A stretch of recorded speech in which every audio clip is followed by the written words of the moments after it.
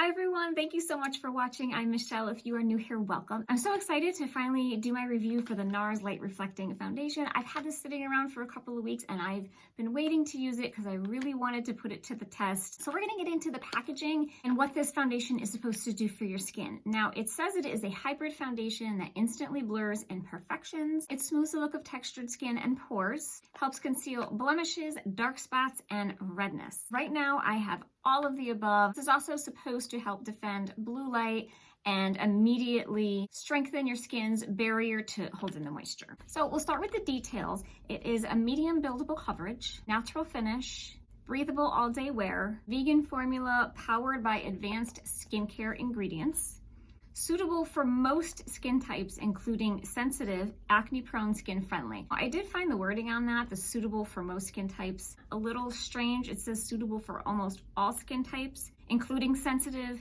and then it also mentions acne-prone. So who is it not okay for? They don't really specify at all as far as that's concerned. It says there is a photo-friendly powder that adjusts complexion tone in response to the intensity of the light so that you never look washed out. It has 70% skincare ingredients. It also says that it's going to continue to improve your skin even after the foundation is removed. So I thought that was really interesting. Now for ingredients, its standout ingredients are biomimetic, I hope I'm saying that right, oat, visibly improves clarity by reducing the appearance of redness while helping to smooth and calm the skin. It has Japanese lily turf, and I apologize if I am butchering these names, immediately strengthens the skin barrier to help maintain its moisture. So I guess that's the ingredient that does that. Cacao, peptides, and milk thistle. This helps reduce the negative effect of blue light and other environmental stressors. So this is a hybrid and it's really intriguing. So we're gonna go ahead and look at the box. It has its regular Nars black box. Nars has that little bit of like a silicone feel to their boxes. They're just very smooth. And this is how it comes. This is a glass bottle with a plastic top. I have color Patagonia, which is medium 1.2. This just has your basic plastic pump, it looks like. Now, as far as the application, I found this interesting too. They want you to apply it with your fingertips. It says dispense a pearl-sized amount of light reflecting foundation and warm it with your fingertips and apply the foundation in the center of your face, blending out with your fingers. Now, I'm perfectly okay with using my hands, so we're gonna go ahead and try this out. This is the texture right there. It has a nice feel to it, so let's get started. And the reason why I waited to use this is because right now my skin is really compromised. I had some microneedling and laser resurfacing about 5 days ago. I have some rough patches with some scaly skin. I have a lot of redness and blotchiness. I have some acne marks. So I figured that I would use it now and we're gonna see how this does on my compromised blotchy red skin. But let's see. Just gonna go up into my hairline. Now, as I'm doing this, I can feel my skin is really rough. I think I almost have skin peeling off of my face, but we're gonna keep going. I think the color is a good match for me. I'm not gonna use a concealer. I really wanna see how well this covers. Not bad. So I'm gonna go ahead and just push this into my skin. Like I said, because it said to apply it with your fingers, I really wanted to see how this is going to look. I don't think it looks bad considering what my skin looks like right now. I definitely have some dry patches here, you know, right around my mouth. I'm sure you can see those because I'm still peeling and healing. It's not settling into my wrinkles. But overall, I really like the finish of it. It's not sticky and the finish is really, really pretty. It covered all of my redness. I was really red and blotchy, right in this area especially. I think it went over my scar pretty well. It just has like a nice radiance to it. And there's still plenty left on my hand. That was only one pump, so a little goes a long way. I barely put on much. This is the finish. I think it looks nice. The areas that I do have dry roughness and kind of crusty skin, it's not accentuating that at all. Actually, it looks really pretty.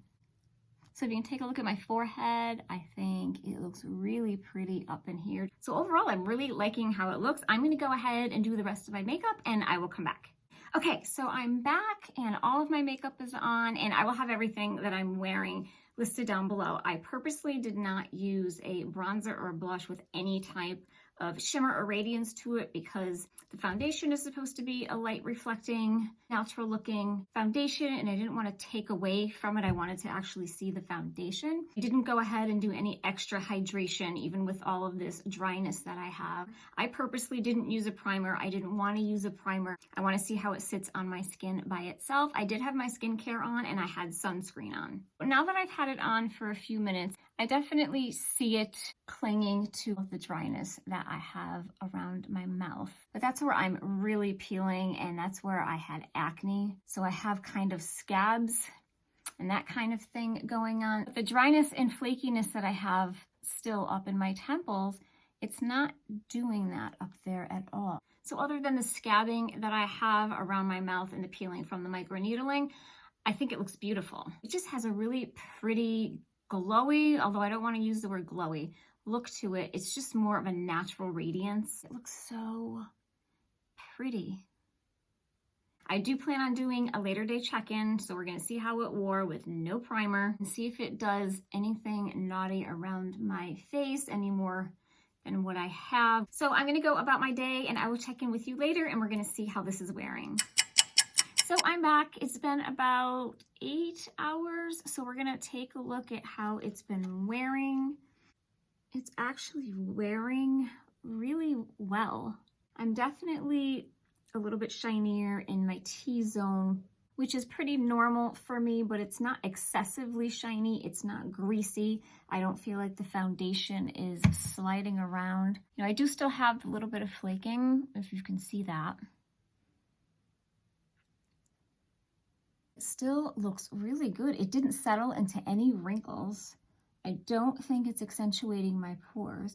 And I have really dry, scaly skin still in this area and in my temples. And if you look, I don't think it accentuated them at all. I actually think it looks much better now than it did when I first put it on. It looks like it kind of just melted right into my skin. And I wish you can feel this. This is still really rough and scaly all around the edge of my face. It doesn't feel heavy at all. It feels lightweight. And considering I just put it on with my fingers, it just looks so good. You know, some foundations, when you use your fingers, you can end up with streaks or it ends up uneven in another area. So you want to take your sponge and go over it. I didn't have to do anything with this. I have not touched it. I feel like the blush may have worn away a little bit, but the foundation is still in place. I'm going to give you another close-up.